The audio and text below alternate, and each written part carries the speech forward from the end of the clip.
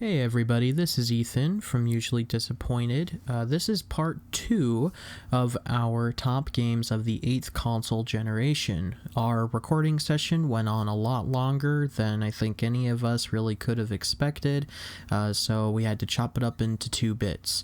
So enjoy the second half of the list, and you all have a fantastic rest of your day. Bye-bye. Alright. Ben. Andrew, number 5. Yeah, I was gonna say, I just skipped. 5. Yeah. Okay. It's funny that Elias says that that he really likes 3D animation. I just have a real hard on for animation in general. It is my favorite. It is my favorite artistic medium, which is ironic because I've never actually finished an animation. But that's why I respect it so much, because I've tried it myself and it is extremely difficult. Yeah. And because of that, I have all of the respect for my number 5, which is Cuphead. Yes. Oh, baby. Cuphead. Yeah. I love Cuphead so much. Elias said that was on his honorable mentions, but it's on my honorable mentions. It's like so good. I love that one. Cuphead might just be my favorite aesthetic game of all time. It's something about hand-drawn animation in a video game is just it's just amazing to me. So good. And the soundtrack. I have to nerd on the music later on, but fucking everything about that game I just love. The boss fights, the range of enemies that you fight, the soundtrack, the aesthetics, like having aesthetics that are like those good, that is that good is one thing, but being able to like center that around like an actually competently made game is insane to me. Like you would think that you'd only have time for like one or the other, especially when you're an indie developer with only like 4 people on staff. It's like we either have to prioritize gameplay here or aesthetics, but no, they were somehow able to do both somehow, and it's just all the more stunning for it. And I would love to be able to make a game like Cuphead. In fact, we were trying to like make one kind of like it a while ago. We're going to do it.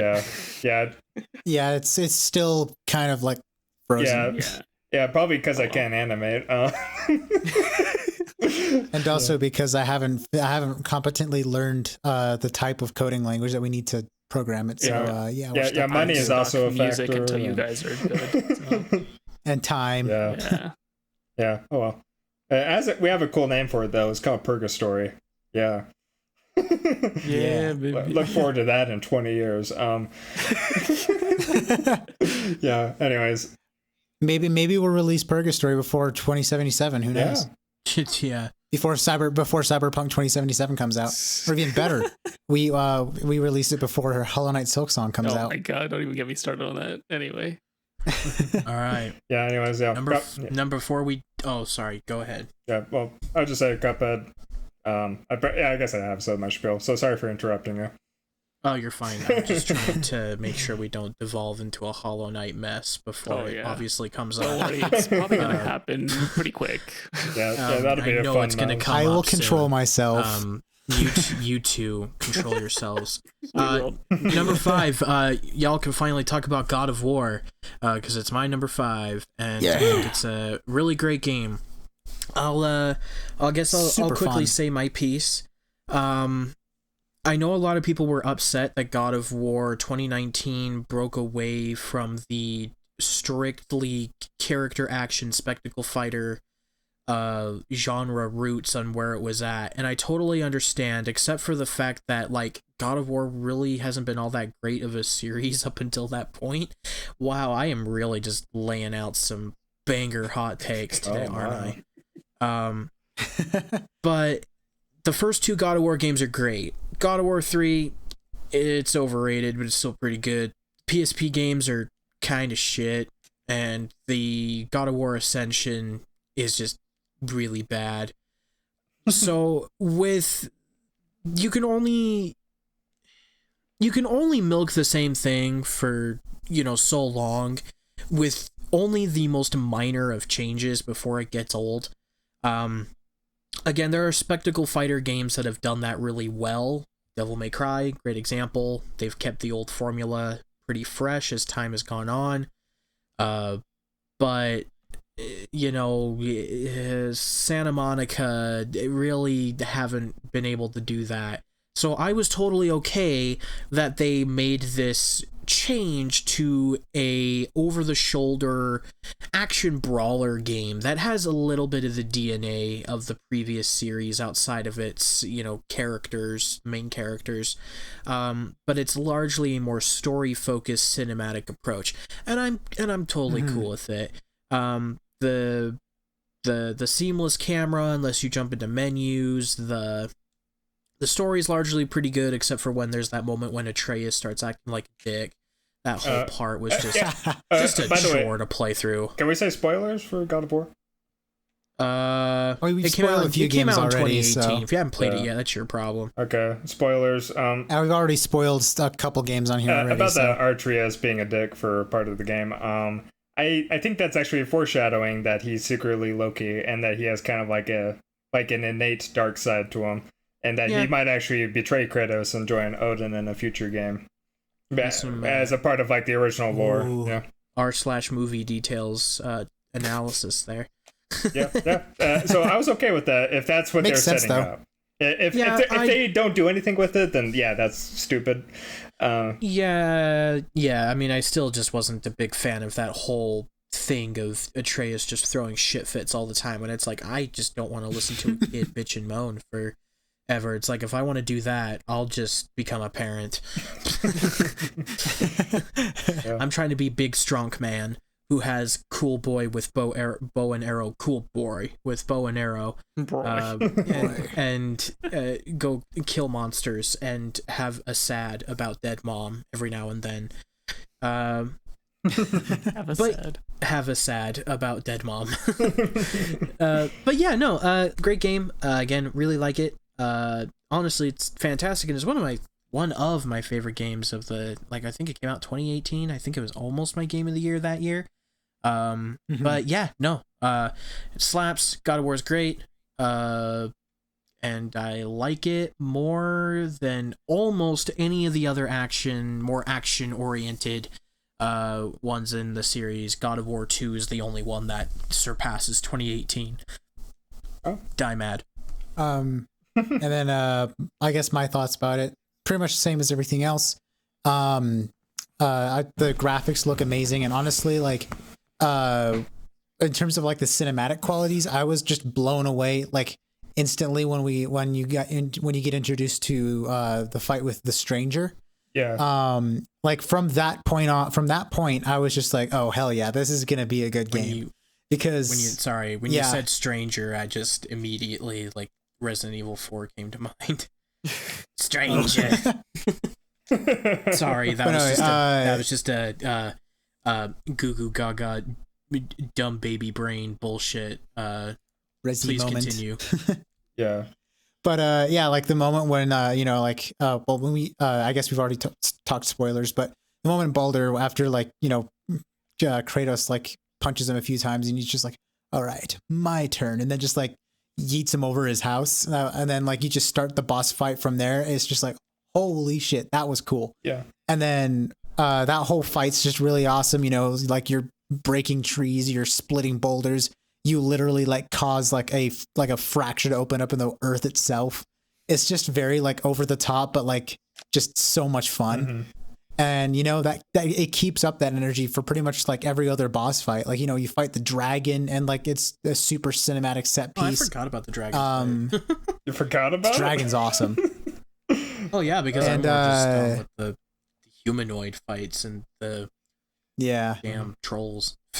The trolls and the drawers. Yeah. Actually, I put it lower than you guys, and I think the main reason for that is just kind of the repetitive like bosses. Like they're all kind of like some sort of inversion of that troll with the big rock.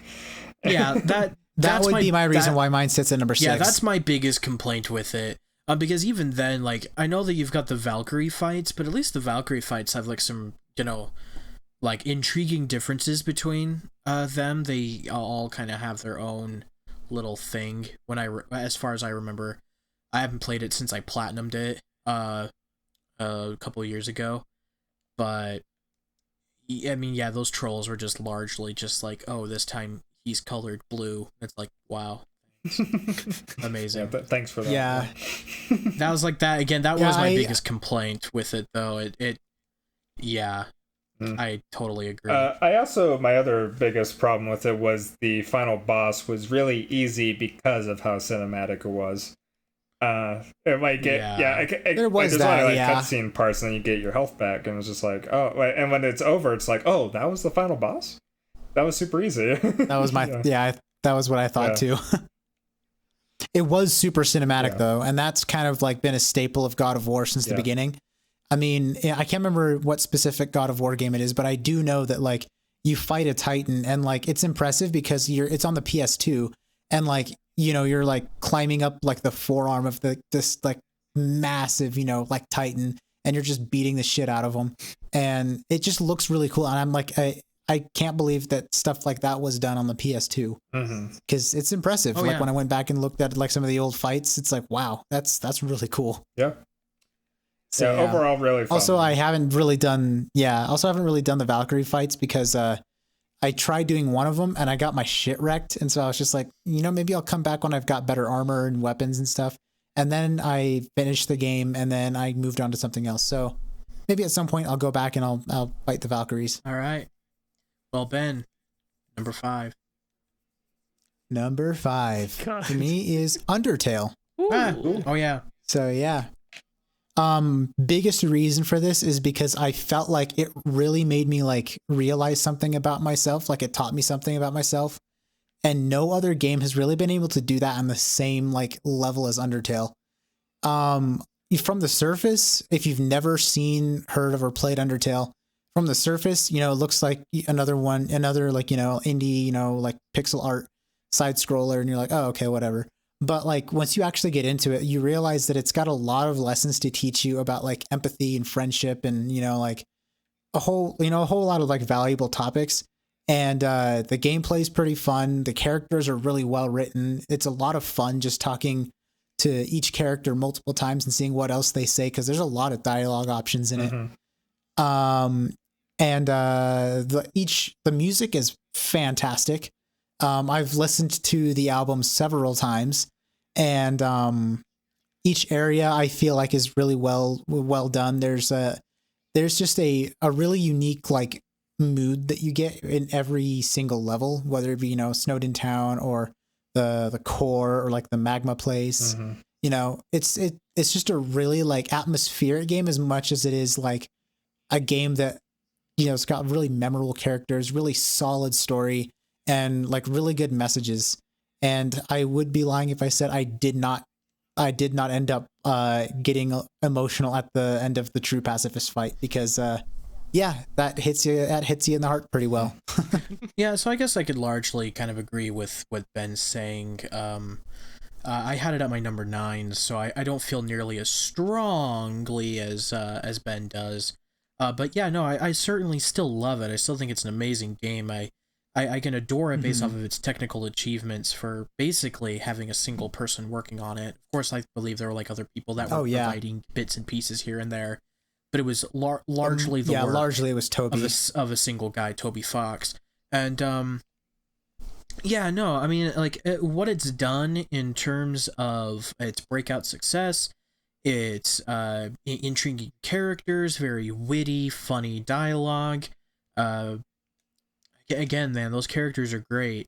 Yeah, it's a lot of fun. My big thing though is that if replayability is kind of a thing for you, I don't really see there being much of any. There are some changes depending on runs that you can do. I guess like there's two runs that can be significantly different. So I mean, if you do the pacifist or you do the genocide run, I guess, but you know, other than that, I guess it's just kind of like I guess there's some replayability to it. Then just talking out my ass. There's enough. Yeah, there's enough to where you can get at least two other full playthroughs out of it if you really want to go that route. Yeah, because, you know, first time through, if you don't know anything about the game, first time through you'll probably get the neutral ending, which means spoilers, but it came out in 2015. at the neutral ending, you end up fighting Asgore, and then you end up fighting Flowey in his Nightmare Flowey form. And then you play the true pacifist route, and there's like a significant difference in like character interactions and like how like even areas that you will discover, or you'll find new areas in the true pacifist route. And then at the end, wait, Andrew, have you? Do you care much about? Spoil away. Okay. Oh well, yeah. A true pacifist run, you end up fighting Asgore, and then Flowey comes in around and grabs everyone, and then you have to fight. Turns out Flowey is Azrael. Then you have to fight Azrael Dreamer, god of hyper death. But yeah, that's a really fun fight. And then you got Genocide, which is also completely different. You have to literally kill every single thing in the game. It's really grindy, but it makes sense. It's not supposed to be a super enjoyable experience. It's actually really uncomfortable. Yeah, they make you pay for it, which I think is one of the things I also really like about it is that it really takes into consideration many people's decisions and what they're going to do throughout it. While but for such a tiny game and with so many possibilities for player interaction, it really takes into consideration who's playing the game and caters the experience to people in really unique and significant ways. And that type of dedication to that formula is nothing but admirable. Yes, I would fully agree. It's an amazing game. Would you guys say that Undertale is the best game of all time that was made by one individual? I would argue it's up there. Yeah. I don't know many other games that are made by individuals. The only other one I know about is Cave Story, which is kind of like the OG indie game, which I would actually put in my top 10 if it was newer. It was, yeah, that's also a really good game. Maybe I'll talk about that at some point in the future. Okay, it was number 5 for Elias. Is it my turn? Okay. Well, yeah. Number 5. Welcome, everyone, to the first English game on my list. This one is actually a sequel to one of my honorable mentions, just because the honorable mention wasn't as good as this one. Shadow of the Tomb Raider. Shadow the Hedgehog. Oh. Hey. Shadow the Hedgehog, yeah, pretty much. I'm not even kidding. Anyone else have that? I doubt. I very doubt. Yeah. No, I only played the reboot, but I have not the 2013 one. Oh, that one's not good. Anyway, I've always been a huge Tomb Raider fan. Lara Croft, thick booty, thick ass, thick boobs, everything. Anyway, not even the coolest part. She's big brain, also retarded brain at the same time. So I get along with her very, very well. The remakes of the because I think they tried rebooting it. The 2013 version they rebooted, and then they like rebooted it again, and then they made the new like Rise of the Tomb Raider, which is like a reboot of the reboot. So big brain, I don't know what they were doing, but the reboot of the reboot is so far my favorite series, because I think it was Rise of the Tomb Raider, and then they had there was another one in between this one and Shadow of the Tomb Raider. I don't remember which one it was called, but it was good. Crap, I have it. It's fine, whatever. But then Shadow of the Tomb Raider is the most recent one, and my god, is it a beautiful looking game. Like not even Lara Croft wise. You're gonna just take her out of the picture. It's just like aesthetically it fits, because it takes place in like Peru, I think, like Peru, Brazil, kind of that little area of so South American basically. And for me that hits home really well because I'm from Argentina, and so I've heard a lot of stories from there and things like that, and the environment's super cool. My favorite part actually is that the amount of detail that went into creating the environments, because as you walk through the towns, you can fully hear conversations fully voiced in Spanish, and actually in some of the specific accents from those regions you're in, because you travel through Peru, you travel through part of Brazil, I think, at one point, and like you kind of go up into like near Mexico, so you hear these different dialects. And every single dialect is spot on to its environment. I remember this has actually been the game that I forgot to say that this is one of those few games that I actually enjoyed walking in. There's very few games that I enjoy walking in. Death Stranding. Oh yeah, this is one of them.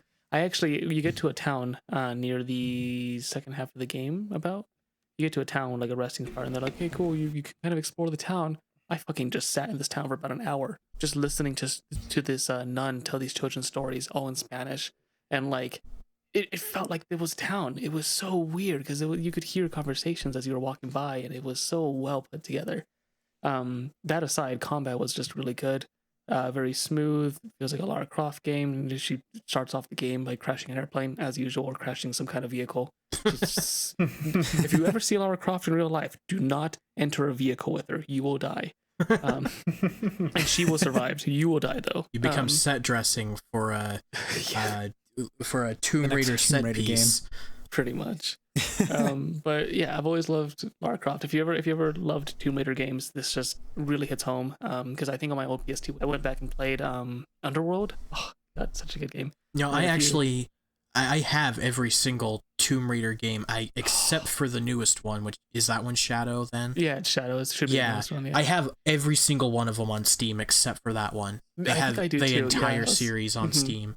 Because they had it like on sale, didn't they? I think I bought the sale. Yeah, there was that Eidos bundle, which came with like a shit ton of games for like $30. It was a no-brainer purchase. Yep, that's what I did, I think, too.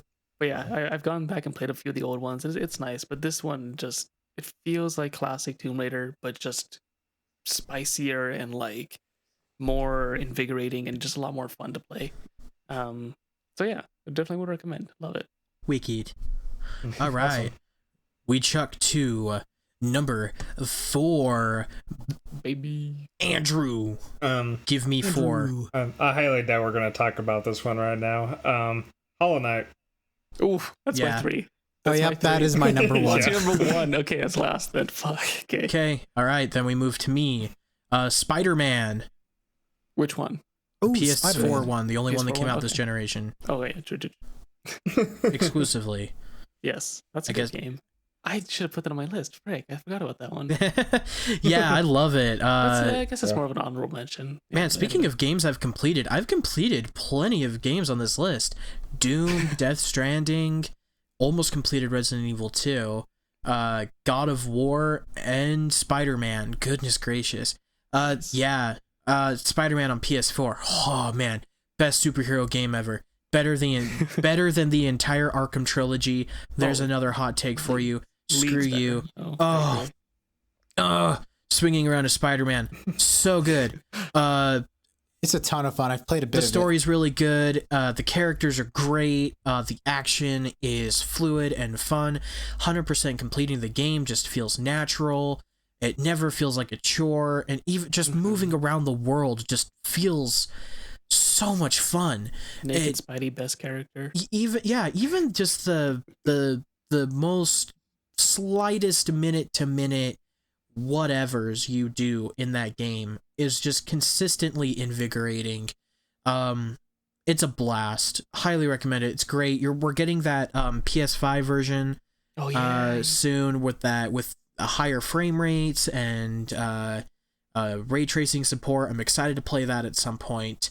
But if you want to get it on PS4, pretty sure it's pretty cheap by now. The DLC is also really good for it too. It's a no-brainer, man. Shit's great. Again, so good. But okay, I have one thing to say about that. I forget though. So remind me because I haven't played it in a while. Go ahead. Did they have the manual web slinging thing that they had in the Spider-Man 2 for PlayStation 2, where you could decide which hand you swung with? I forget if they did or didn't. That was like my one gripe, I think, with that game. I really wanted that.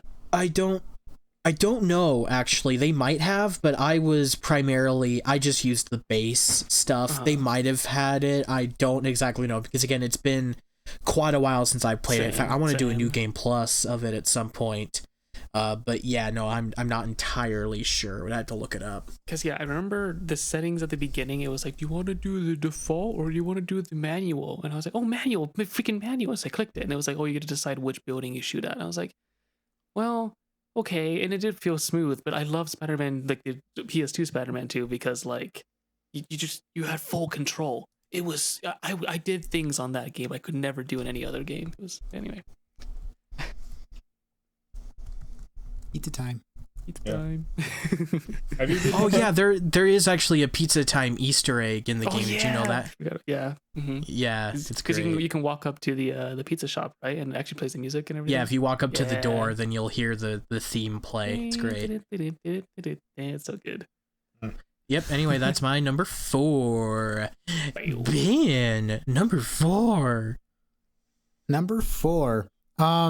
This I'm gonna keep this brief because it's technically 2 games bundled into one explanation, but it is the Ori games. Specifically number more 4. so Ori and the Will of the Wisps. My number 4, Ben.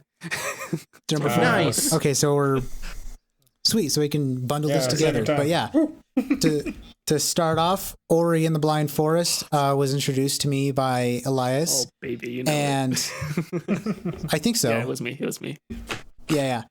And from the get-go, it was already pulling tears for me because just the intro cinematic was touching, / heartbreaking. I've only And played then- the demo, and so that beginning part, and I totally agree. Yeah. You gotta play it, Andrew. Oh, it's so Yep. good. Tugs at your heartstrings pretty well just from the get-go. And then the rest of the game is really cool. You know, it's a Metroidvania. So you have like a whole map that you can discover. You figure out abilities as you go. And then discovering those abilities will allow you to reach more locations.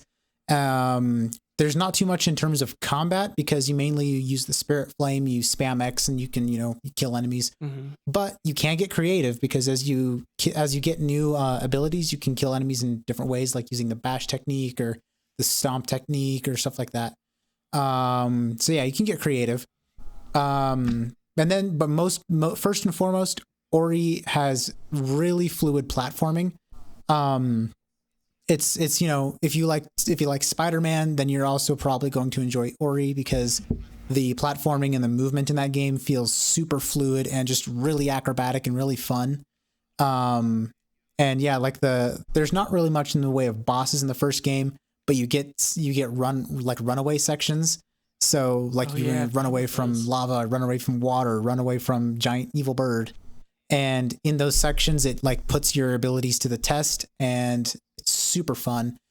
Art style is really gorgeous. The music is downright phenomenal. I've listened to both soundtracks probably more times than I care to admit. Yeah. And then, Elias, since we both have this on our number 4, why don't you take it away with Will of the Wisps? Dude, I can't even. It's just basically take everything about Ori and Blind Forest and you just make it better. That's basically what the Wisps was. That's what I've You heard. get actual combat you and get boss actual fights. combat. The boss in fights Will I of the heard Wisps. that they added the badge system from Hollow Knight. Is that true? Yeah, did, yes. That was kind of nice. It's very explains similar. why you guys like it so much, son. It wasn't much of a bad system. It was just the teleporter things, right? Where you full health every time, right? And full spirit, whatever. Well, no, the badge system was inspired by the charm system from Hollow badge. Knight. Sorry, no, I thought you said bath. I was confused. Oh no, not badge. Oh, my badge. bad. Yeah. Okay, yeah, the badge. Yeah, the badges are cool. Funny story about the badges. Speaking of which, I had accidentally made that game 7,000 times harder than I should have, because there's a specific badge that allows you to deal double damage, but you take double damage at the same time. I played 90% of the game with that on accident. Oh damn. Because I played it in Japanese for fun, and I was like, cool, I'll play in Japanese because there's not much story. It's more told through the actions of the characters than direct spoken to you. So I was like, cool, I'll just practice my Japanese for the menus. I misread that one, and I thought it was an overpowered charm in my head for some reason, because I thought I had read it as you deal double damage and you take half damage, because the Japanese says that it puts it backwards, so the double damage part was on it was just weird, so I misread it. So I got stuck at the stupid spider, the spider boss fight. Oh my gosh, that's a really hard boss fight even on normal mode. I did it with double damage. Wow. Damn, I'm dude. fucking retarded. But yeah. Damn. The Ori and the Will of the Wisp, I think my favorite part was the combat, because now Ori is a badass. He became cool man Ori, and so instead of using freaking what was the spirit's name? Sane. Instead of using Sane, and just like, oh, saying, do everything for me, shoot the thing, and I can just run away. Or he's like, fuck you, I am the spirit. And so he would like create swords of like spirit and just start smacking things or pull out a hammer and swords, hammers, spears, bow and arrow. So much fun. It's just so fluid. It's And the cool thing about the badge system, like in like, I guess in comparison with Hollow Knight, is in Hollow Knight you always have to set at a bench to change the charms. Oh, you could in live Ori swap you them, can you can equip charms, different charms during battle. And Dude, so I feel like I liked that more about Will of the Wisps than Hollow Knight, which is interesting. Oh, wow. Yeah. I mean, I think it fits the play style for sure. That would not work in Hollow Knight. Yeah. That would be just a mess in Hollow Knight. But like, it would, but yeah, I liked the ability to just like swap out like attacks like mid battle and like strategize and stuff. Cool. It was a lot of fun. Really cool, yeah. And the soundtrack is like none other. Like Will of the Wisps is probably one of my all-time favorite game soundtracks. Like it's amazing. And the ending hits you even harder in the feels if that was even possible. But yeah, overall, like the final boss fight is one of the like best boss fights I think, in my opinion, that I've ever fought. One of the most creative, like platforming so good too. Yeah, because it forces you to use it like every single so ability. Good. Yeah. Yeah, it puts every single ability to test in the final boss. It's really cool. While you're still fighting, yeah, it's nice, good stuff. A lot of care. So yeah, that's Ori Blind Forest / Will of the Wisps. Awesome. Very nice. Now Andrew's 3. Andrew's 3. Okay. With this game, I might just be the biggest fan of this game in the entire like Western United States. I have never met anyone who likes it as much as me, and that game is Splatoon 2.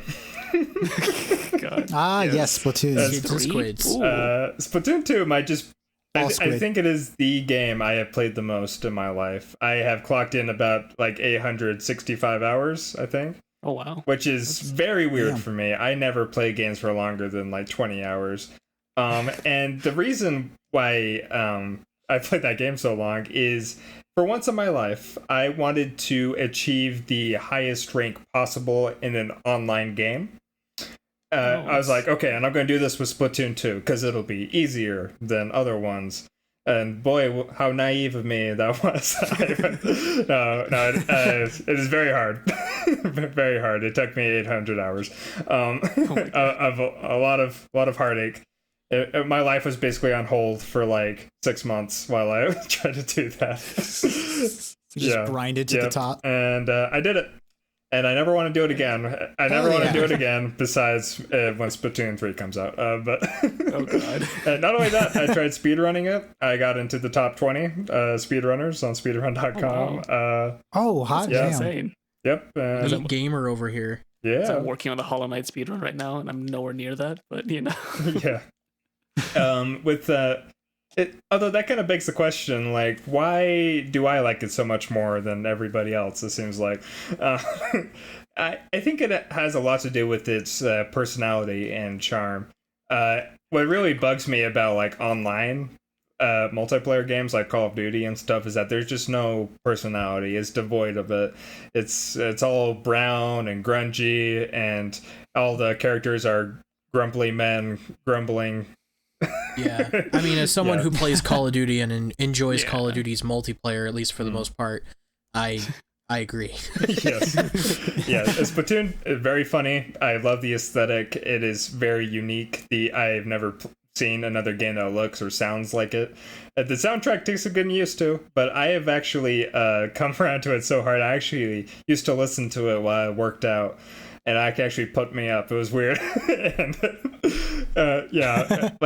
And oh my god, there was this one time I wrote like a webcomic and I posted on DeviantArt. It was about Splatoon. It's an obsession, really, and I've tried my damnedest to like try and get other people to play with me, and nobody that I know is nearly as good as me, and I always destroy them mercilessly. And I can attest to that. I've been destroyed mercilessly by Andrew. I'll play it like with you on a team. Yeah. If I ever get it, I want to get it, but yeah, it's definitely a game that takes a while to grow on you. It's definitely not for everybody, but it's also the only online Nintendo game I've played that I haven't had barely any issues with the online. And I think the reason for that is because I think they were very smart in implementing it. it's pretty small scale. There's only like 8 players per match, and it goes on a rotation cycle with the maps, and I've seen a lot of like criticism drawn about that because of, like, I guess it takes away what's the word, choices from the player, I guess. But the upside is that it doesn't even have a personal like server, and it's always been running fine for me. It never lags. It's it always looks pretty. I don't notice any frame rate drops, and it's not like my Wi-Fi is anything special. And it's a Nintendo game to top that all off. So yeah, very sound online multiplayer game, and I'm kind of sad that people don't really give it really the respect it deserves, because I think it is the best thing Nintendo's made, really, since like Pokemon. Damn. Wow, that's some high praise. Yeah, I was gonna say that's insane. That's very high praise. Yeah. Very nice. My number 3. Splatoon. Don't laugh. This is a non-judgmental zone. I might laugh. Okay, well, besides Andrew being an asshole, I have to say, based. this has been a game series, and you could kind of say there's not too many differences with this one, but it's been a franchise that has not necessarily evolved a ton since it started, all the way back on the Game Boy, but it's one that has been so consistently solid in what it does, and this newest entry made such an interesting departure in terms of visuals and additional mechanics that I can't not shoot its praise, but it's got to be Tetris Effect. Okay. It's one of the greatest puzzle games ever, because you take Tetris and the many quality of life improvements that have been made since Tetris started, with, you can bank blocks and pull them out whenever you need them. So if you got like a long piece, you can set that to the side and build up and use it later. But you have the dynamic audio visual presentation with it, where how you're moving the blocks and when you're clearing lines, how it evolves the music and the visuals as they change. And then, holy shit, playing that in VR on top of it. Dude, I know, it sounds stupid. Tetris in VR sounds so stupid, doesn't it? But it's life-changing. It's so great. It's so great.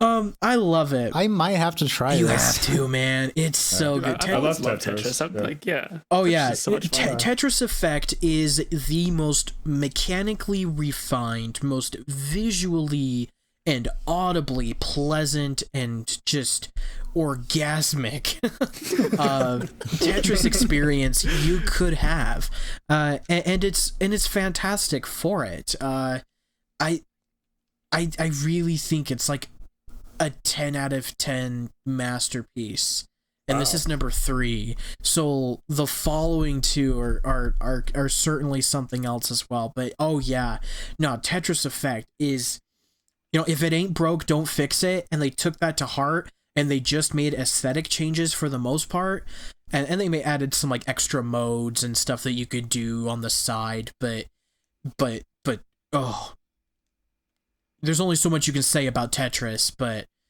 damn, dude, it's the best Tetris ever. Nice. Wow, yeah. It's just Ethan is horny for blocks. I am horny for blocks. I'm horny on main. It should be called Tetris Effect. The subtitle should be Tetris Orgasm. Tetris Orgasm. Yeah, it's amazing though. Anyway, Ben, 3. Number 3 is Horizon Zero Dawn. Oh, that is my number 1. Oh wow! Damn, dude. That was an honorable mention for me. We'll wait for that. Nobody else knows my number 1, so because I don't think any of you have it, so it's gonna be a secret. Mine's still a secret. You guys can probably guess it, but still. Oh, that's true. Unless it's Breath of the Wild.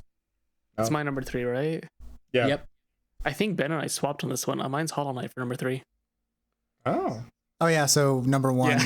We'll talk about that. Number 1. Number 2, Andrew. This one, I've said this earlier. It's Breath of the Wild. Oh, yeah. Breath of the Wild. I'm curious why it's not in your top 10, Ethan. Like, what's your problem with it? Huh? What's your problem? What's your problem with it? What's your problem with it? Wow, what What's your fucking problem, Ethan? Extremely repetitive shrines with, no real aesthetic differences to it. A lot of repeated content in there, which is understandable in a lot of places. Like, I get it with the Korok seeds, of course. Like, there's a ton of them in there, and you're not expected to do all of them. Duh.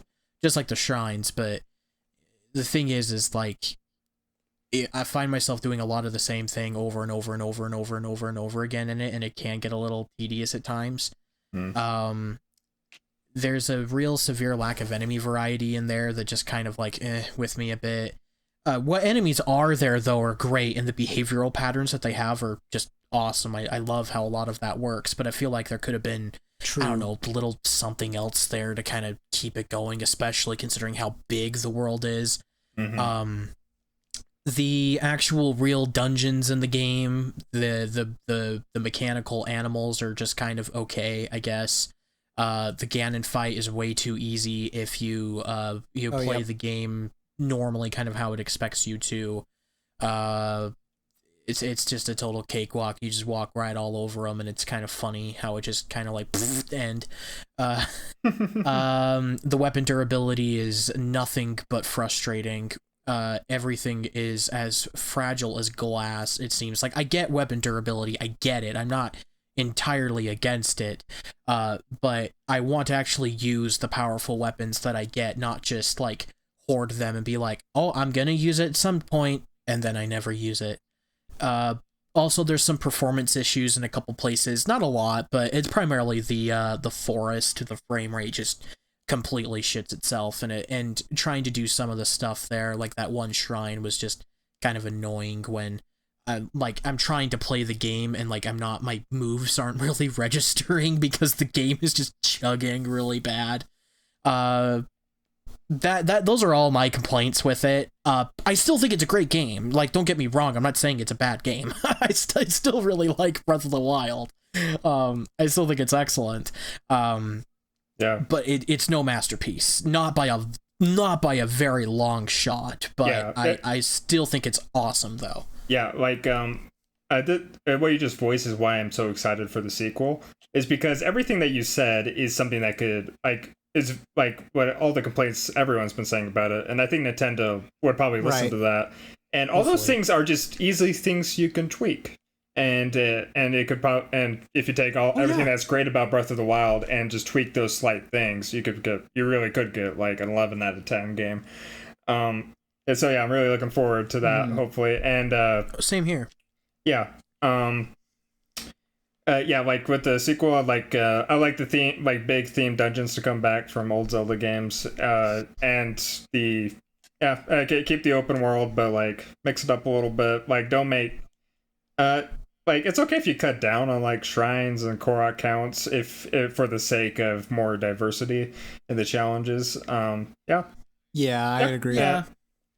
Again, the Korok seeds didn't really bother me though, because there's just so many of them. You're not intended to find all of them.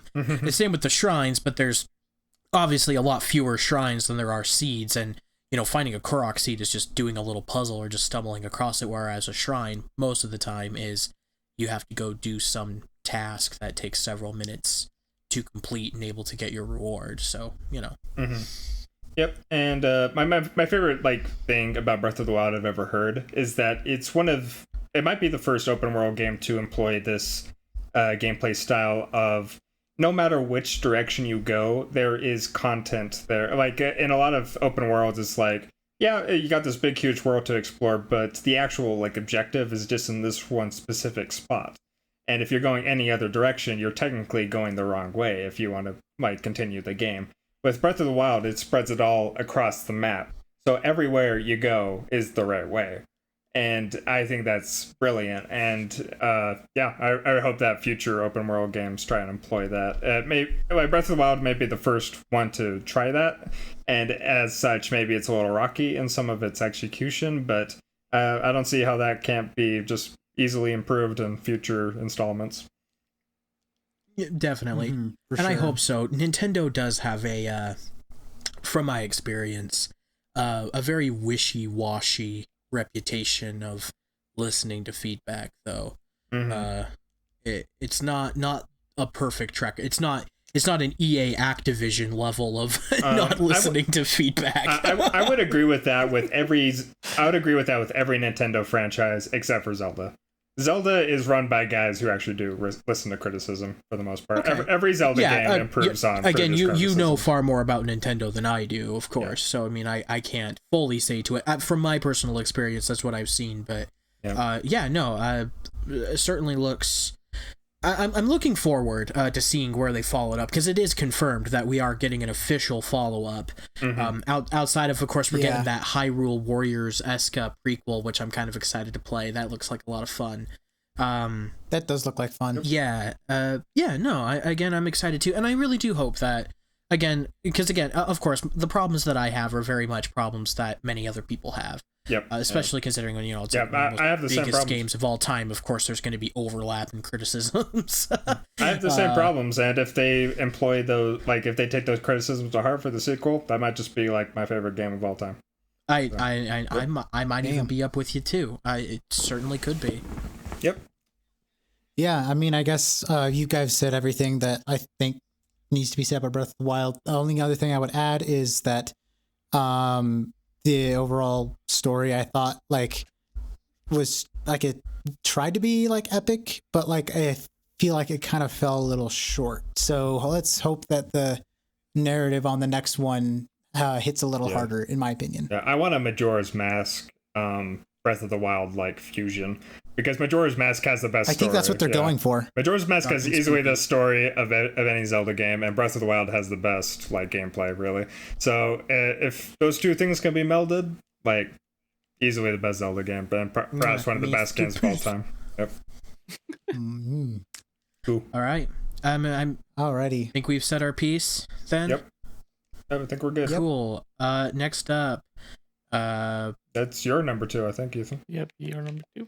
Yeah, I'm trying to keep losing track. Thanks. My number 2, I have Dark Souls 3. Oh, same. Nice. Dark Souls 3, my guy. My man. Oh. A lot of fun. Obviously the best version to play is the PC version, so you can get it at 60 frames per second and play it like a man. Yep. But the thing is that many people prefer Dark Souls 1, and I get why, but I get it as well. But my thing is that Dark Souls 3 actually feels like it's finished. It doesn't feel like there's a lot of significant corners cut this time around. Right. It does feel like a more definitive experience. But I will say that nothing has ever really quite done better at world building than the original Dark Souls for me. Because just the overall vibe and world building and just everything about Dark Souls 1 in terms of its atmosphere, I think nothing has really come close to that for me. Sure.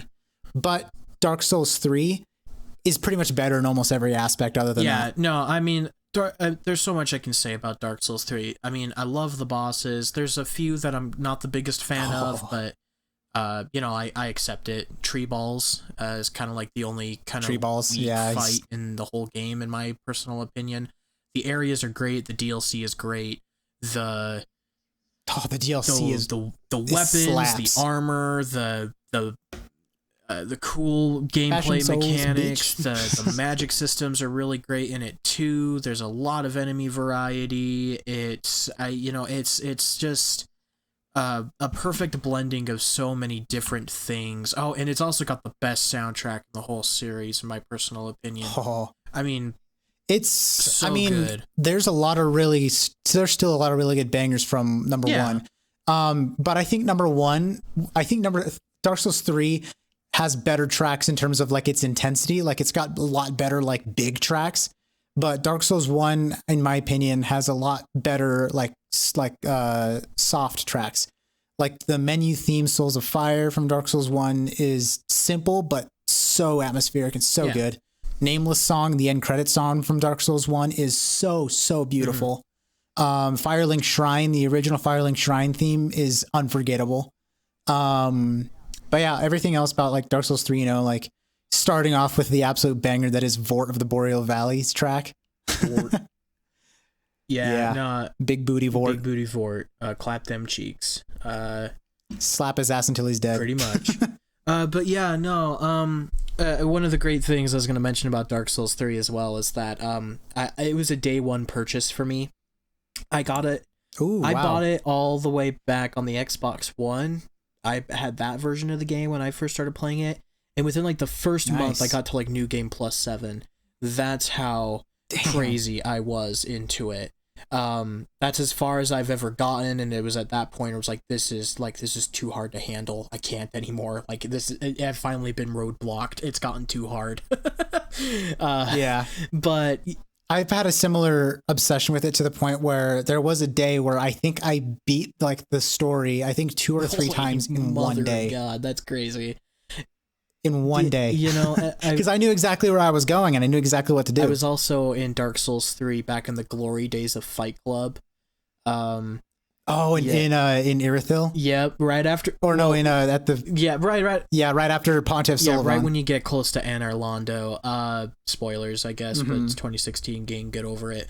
After you fight Pontiff Sullivan, there's this really cool balcony, and a lot of people kind of took it upon themselves to make it like a fighting arena.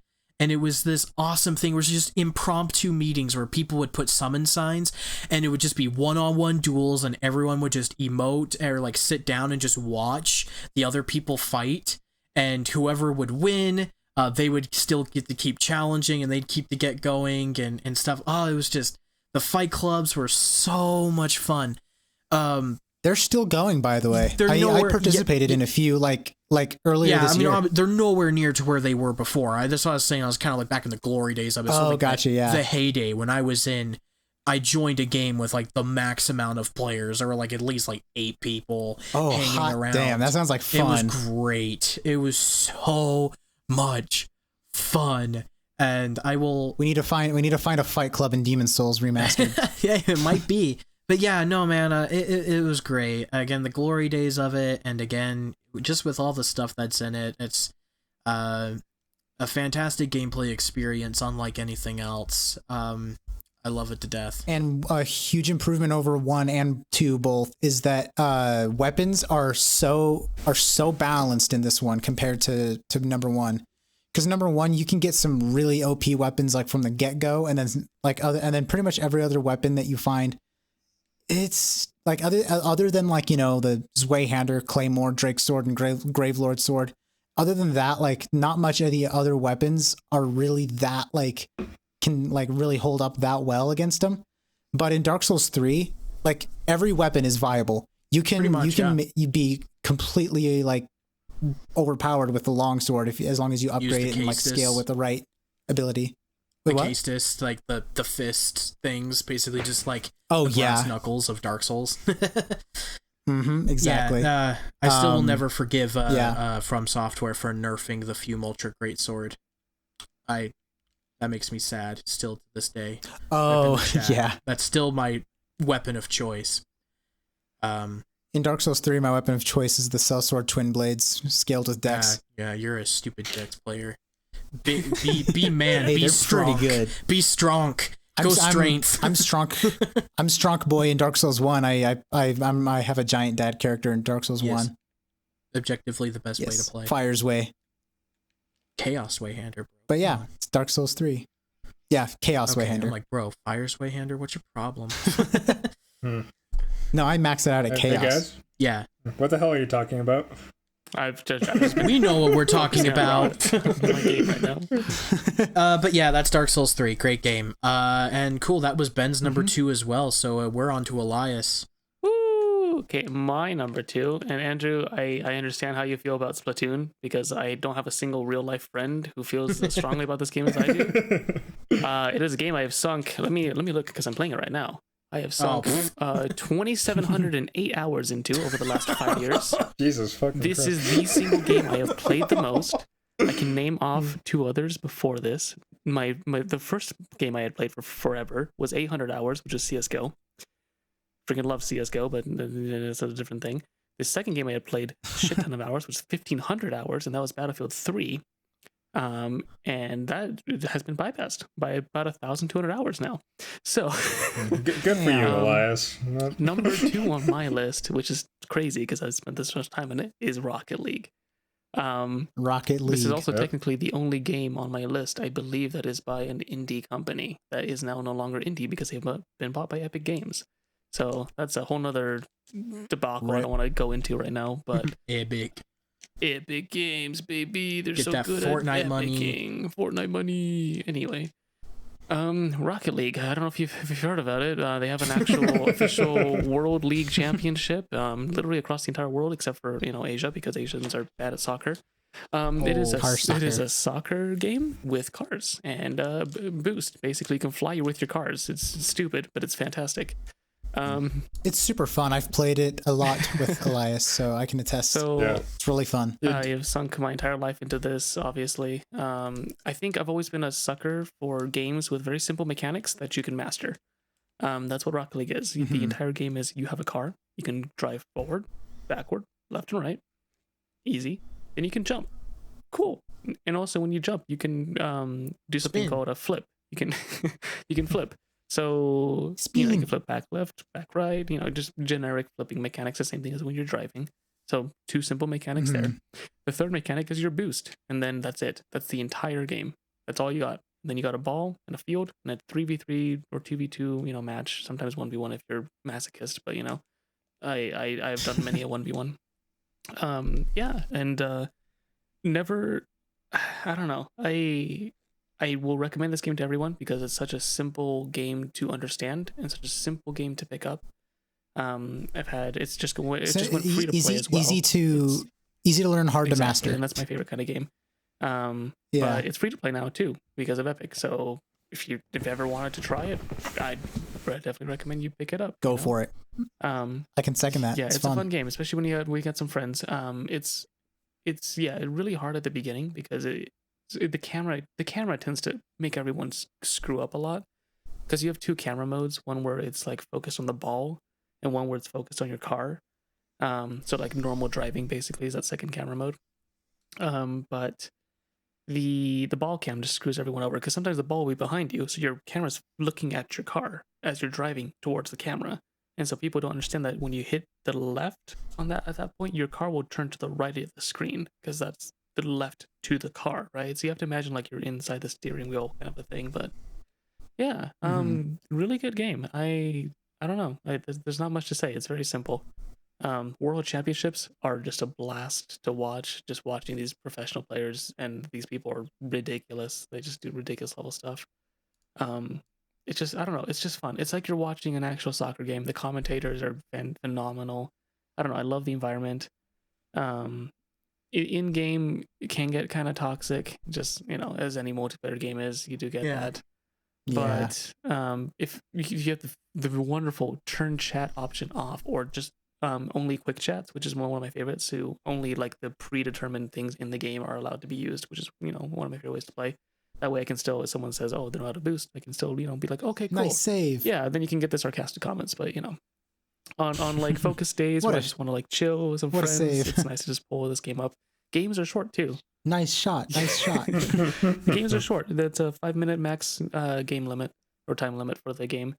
So usually if you're just not scoring too many goals, you can keep that around 5 minutes to 6 minutes. Longer games tend to be about 10 if you're scoring a lot of goals, but it's just chill, just soccer with cars. It's such a dumb idea on paper, but so good in like reality. It works out really well. Sounds stupid on paper, but it works. Exactly, right? Yeah. So it's such a good game. Never know until you try. And customization, like I think that's one of the cool parts. Like you can really, especially now, at the beginning of the game there wasn't much. It boasted a decent amount, but now it's like you have so many ways to customize a car.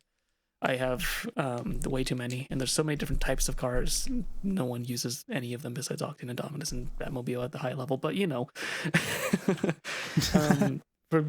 just, I don't know, it's such a good game. I can never recommend it enough, and I don't think I will ever find anyone near me like that I've met in person. I've met a few people online that have loved this game as much as I do. Some people have I have a friend who's in the army, and while he was in his barracks in the middle of nowhere, found a laptop, connected it to a satellite connection. We played Rocket League while he was in the woods dying. So, you know. Hell yeah. Just what he needed to like not kill people that day. So, you know, I've met people. I've met some. This is actually the first game that I reached out and posted on Reddit, made some new friends. I had never, you know, my whole life I had been taught don't talk to strangers on the internet. Don't you know, you're just a scary place. Don't do it, right? And this was the first game that made me like break out of that shell and start talking to people. And I made a whole like server. I'm part of this huge server now that we kind of created, and there's like 50 people in it now that all just play Rocket League. And at any moment, you know, Oh, I can hell just yeah. talk to anyone on that server, and it's like cool. I feel comfortable, and I've, you know, created this mini community that I know very well. So I don't know. Rocket League is a great game. It's definitely one of those games that surprisingly has changed my life, and I am much better for it. But yeah, Nice. Wow. Dude, there you go. That's amazing. That's awesome. That's a powerful number 2. I'm surprised. Yeah, to exactly. That's number see what 2. number Think 1 about would be. that. Yeah. Well, before we hit number 1, for those who, I think the only number 1, I think we did. We know we spoiled someone's number 1. Mine and Ben's, because we yeah. had flip flopped. Yeah. Okay, so I'm gonna guess Andrew's. All right, go ahead. Yeah, I'm sure Mario you know it. Odyssey. Yeah, that's That's what I was gonna guess too. Yeah. And then Ethan. No, don't look at my. Nope, oh, damn. you don't get to say it because you can look at my backlogged profile. Well, no, I don't have that pulled But up. still, I'm not gonna let Okay. you do it. But let's Okay, let okay. Andrew. Well, Elias and Andrew. Let's let Andrew talk about Mario Odyssey first. All right. Mario Odyssey isn't just my favorite game of the 8th generation. It's also just my favorite game of all time in general. I listened back to the old podcast that you guys did that I wasn't in, and I heard Ethan talk about like Mario 64 and Mario Sunshine and his various problems with those games. And what I've recently played through the 3D All Stars thing again, and the conclusion I've kind of come to is that each subsequent 3D Mario game has become like closer to like the ultimate like perfect vision of like what just the ultimate like fun video game is. Just the overall like liberation you feel as playing as this character that is not overpowered enough where he breaks the game, but just like mobile enough where you can do like wild shit. The more you get better at it. And with each one, it has gotten closer to like the most ideal level of like platforming levels that you can break the better you are at it. I don't know if you guys have ever seen a Mario Odyssey speedrun, but they are the most like insanely technical speedrun I've ever seen. I saw someone do it blindfolded. Yeah. And it's all because of the mechanics. Like there isn't much like crazy exploits like glitches. Other Mario games, their speedrunning has a lot to do with glitches. You have to go through walls and stuff if you want to make time. The backwards long jump. Yep. And Yeah. Same with Sunshine. You can actually skip all of Gelato Beach. Using a skip where you break through a wall. But Odyssey, there are some wall breaking glitches, but that's definitely not the focus. It's all about Mario's movement. And I never played a game where I'm just like constantly having fun for multiple hours. There's 830 moons, which sounds like a lot because it is, and I had fun collecting every single one of those. I even like the more challenging ones. They're like, sure, you're frustrated in the moment, but once you accomplish it, it's gratification. And and above all that, it's just a very happy game. It makes you happy. It's funny. It's got a very nice soundtrack. It's very upbeat.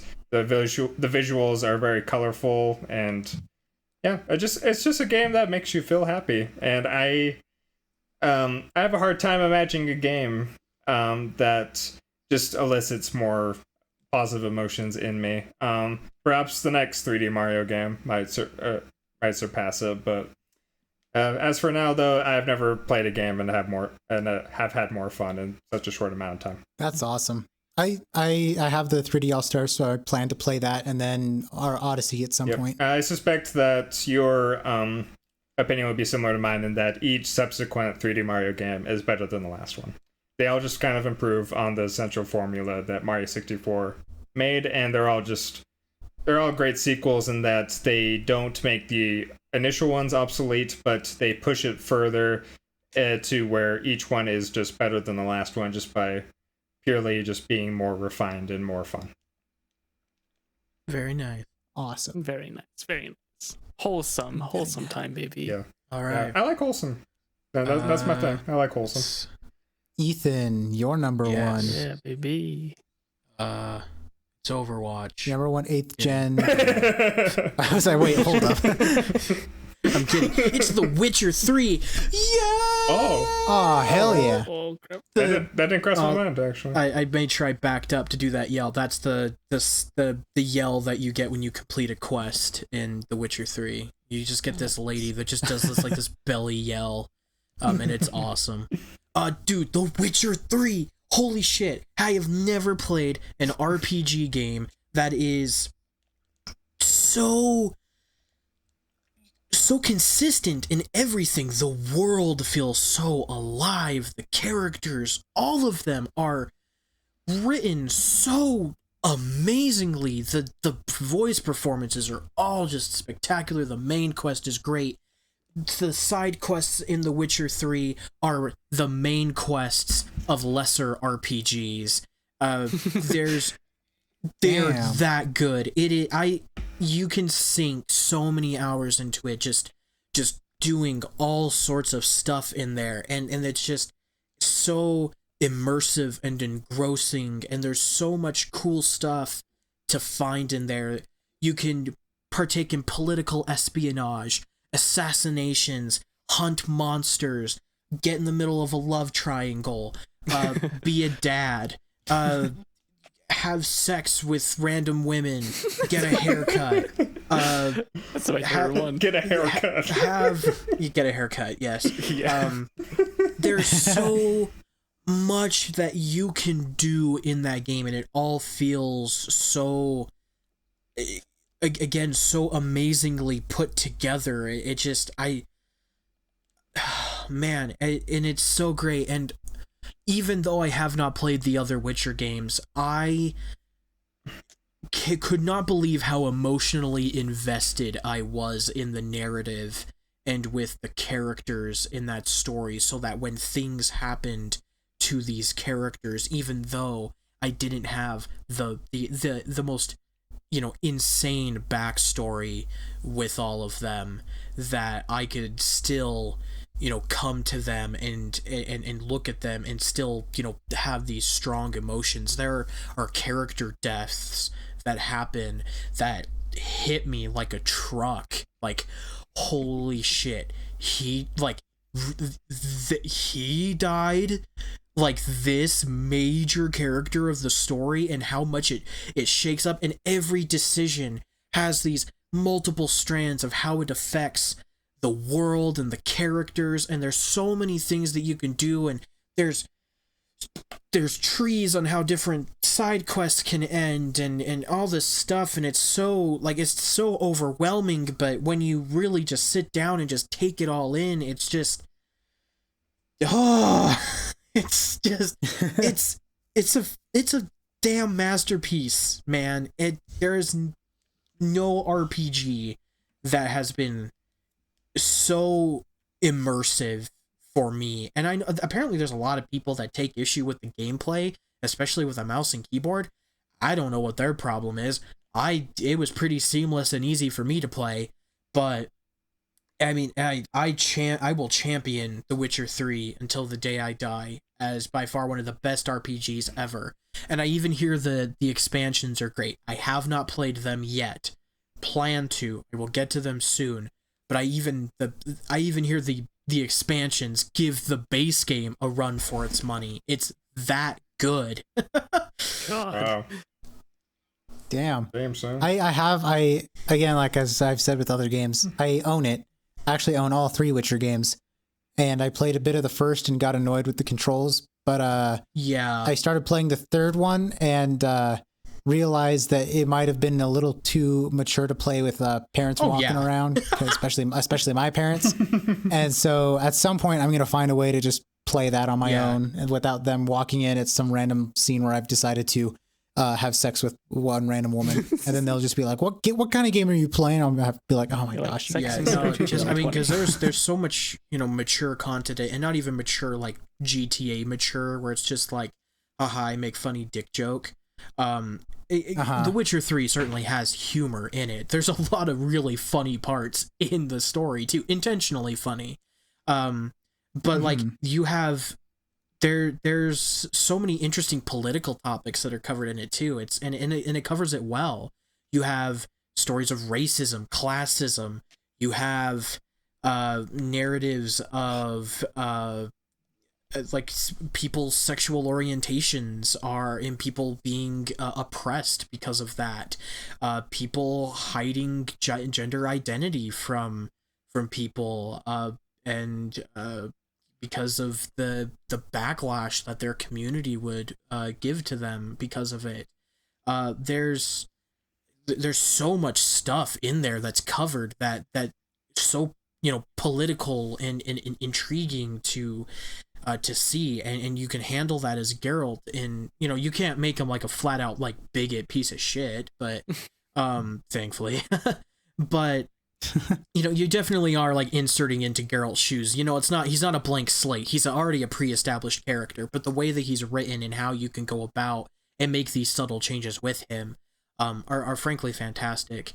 And I mean, again, there's no RPG quite like The Witcher 3, and that rhymes. It's masterful, amazing. Anyway, Ben, best game of the 8th gen. And Elias. Oh yeah, you tied, right? Well, no. All right. Well, no, he had it at number 3. Okay. Yeah. I was about to be like, hey, time to shut off my mic. We're about to talk about Hollow Knight. We'll keep ourselves under control. It's almost like 11 too. It's like a 2.5. We're almost at 3 hours. I think I've talked about it a lot already on the podcast as is. But essentially, everything that I love about like Dark Souls and like that whole idea takes a center stage in Hollow Knight. The fact that it's got like this grim, dark atmosphere. It's challenging. It's vague. It has incredible world building, great music. It's a lot of the same stuff that makes me love Dark Souls, and that's what I love about Hollow Knight. I would say the big difference in the two. I mean, both Dark Souls 3 and Hollow Knight are very close in terms of like quality for me and how much I enjoy them. I would say what makes Hollow Knight take number 1 over Dark Souls 3 is just the fact that like it's got like the platforming as well, because I grew up playing platformers, so it's got the tight platforming. It's got like a lot of challenge. I feel like I struggled more with Hollow Knight in the end stages of the game than I did with anything in Dark Souls 3. But I gotta say it's super rewarding. The grim dark atmosphere is awesome. Each character is unique and really fun to interact with. The hand-drawn animation and art is super cute, but yet like also like it can be like gross at the same time, which is cool. So it's got a lot of versatility in the art style. There's a lot of replayability in my opinion. You can go through once and then just beat the Hollow Knight and call it a day. Or you can, go for the true ending, fight the Radiance, or then you could even take it even further and you can go do like extra side quests like the Delicate Flower quest. You can go after, you can do the whole like Grey Prince Zote stuff. There's secrets everywhere. The lore is super expansive. Then there's the God Home, which is a huge challenge in and of itself. I recently 100%ed the entire game, and that took forever because the Pantheon of Hallownest, which is a boss rush of every single boss in the game at one time, and if you die, you have to start over, was insane, but like super rewarding. Both Dark Souls 3 and Hollow Knight, like I mentioned earlier in this episode, are games that have kind of reinforced that thing of, being persistent, being driven, you know, just keep trying even when you get knocked down. It's funny that like, you know, like I make jokes a lot about how I'm like a masochist because I play these games and stuff like that. But at the end of the day, like it does like really help with that aspect. And I know like a lot of other people have gotten that from both Dark Souls and similar games and Hollow Knight and stuff like that as well, where, you know, no matter how much you get knocked down, you keep trying until you get there. So I feel like that's played into a lot of my personal life philosophy as well. So not only has it, you know, helped me through tough times, but it's also super rewarding. It's aesthetic as fuck. and and yeah, it's just really fun to play. Like every new, like, I guess 2D game that I play, if it doesn't really feel like Hollow Knight, then I don't feel like, I don't know. It's when I play Hollow Knight, like I feel like the play style is like, it makes me feel at home. It's interesting. Oh. But yeah, I love Hollow Knight. I like how we're all giving like these big like grand finale speeches for our number one. Pretty much. So I really want to hear Elias's Horizon Zero Dawn grand finale speech. Okay. Horizon Zero Dawn. I don't think it was ever as much of a life changer as Rocket League. But it is probably the only game I've ever felt like the character. I'm usually someone who like normally if I read a book or like watch a movie or something, I'm really, really good at empathizing and like putting myself in the shoes of that person. But Horizon Zero Dawn did something completely different. It was just like, I don't know. I felt like I was Aloy, and I felt like every single decision that I made was, you know, was as if I was Aloy, and like, I don't know. I've never felt so in sync with someone's like actions and what was happening on screen. Which, I mean, I know Ethan had like an honorable mention. I can totally see why it's, you know, I can see like all the flaws in the game, and it's, you know, as much as it's like my favorite one out of all of these, for this gen at least. Like, I don't know. There was just something about it, and it always felt like I could enter this world and I would be home, kind of like how Ben said, you know, he has this like feeling of being home. It was with combat though, but for me it was like I could enter this world that is not even mine, and it felt like I was entering home. And this is one of the single most walking games I think I've ever done. That like I've walked across the entire like game basically. Like I took it upon myself to actually find every single what's it called, the little like communicator things or whatever, the like things from the past. Vantage points. What was that, Ben? The vantage points. The vantage points. The data points. Every single world data point without the guide. I went through the entire world and found every single one by myself, which I've never done for a game before. But I enjoyed every second of it. I don't know. It was just the most immersive game for me personally that I think I've ever played, and I think that's why it's number one right now. For that. And you know what's interesting about that is the fact that like I introduced you to it, and I wasn't entirely sure if you'd like it or not because of the fact that it was open world. Yeah. I mean, so I was like, hey, you might like this because my favorite for the most part. So yeah, even I was surprised when I was like, dude, this is so good. I am currently surprised that it sits at your number one all time of not all time, but of 8th gen. Because I remember like buying it for you for your birthday, and I was like, hey, you might actually like this, you might not, who knows? And then now it's like top 8th gen game. Birthday present I think I've ever received in my entire life. Hell yeah! So I feel proud of that one. That's cool. But yeah, I think that's really, and then the music. I mean, music's always been a huge part of why I enjoy a game, right? Because I am music dude. I am music man. And I don't know, the theme for that game is just so expertly crafted. There's so much I could go theory wise into this because I have studied the crap out of the music for this game, but no one's gonna understand what I say, so I'm just gonna leave it at that. It's very good. The music develops along with Aloy the whole time, and it just stands as a statement to what the game is the whole time, and I love it. I don't know. Awesome. Wow. And there we have it. Jeez. That's the longest discussion of my life. 3 hours later. That was monolithic, but it was certainly nice to chat with everybody. We might split this into two if we can find a good, like, around number 5 to split it. But or at least hour and a half. Yeah, I would split it possibly in half. But anyway, that does it. Those are the best games, in our opinion, of the 8th console generation. Of course, we did not play every single game that came out in that period. So if there was something that you liked and we didn't talk about it, you can shove it up your ugly ass. Or you can talk about it in the comments and we'll be like, hey cool. Yeah, looking forward to the one comment. Yeah. If anyone's listening. But yeah, I guess to wrap up everything, you can additionally find me on Letterboxd and Backlogged at Sir Queejibo. You can find me at Twitter and Instagram at Sir KBO. You can also additionally find me on Medium under Sir Queejibo, and I also write articles for Comic Book Resources, CBR.com. I have a link tree in the description of both this podcast as well as the profile itself, where you can find all my extra links, all that stupid bullshit, so you can read me whine about stuff. Anyone else? Plugs? Where can we find you, if at all? By next time I'm planning on getting a separate email for art commissions, and then I'm gonna start post my art on ArtStation. Nice. Yeah, so I'll start plugging that once by next time. Nice. Cool. For me, I'm also on Letterboxd and Backlogged as Thunderfellow. I don't write as in depth as Ethan does, but every once in a while you can hear me give my half paragraph opinion about a movie that I liked or a game that I liked. So yeah. Cool. And then I guess if anyone wants to follow my music, I'm technically on SoundCloud, planning on actually uploading more stuff now. I think it's just EFA is my little mini tag thing, whatever.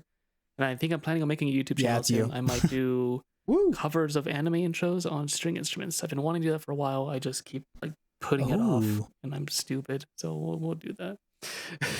You should also consider doing Twitch streams of production. Yeah, cool. I should. Ben was telling me that I'm apparently funny when I'm producing, so that might be something I do. We'll see. So more info on that when that becomes a thing. So awesome.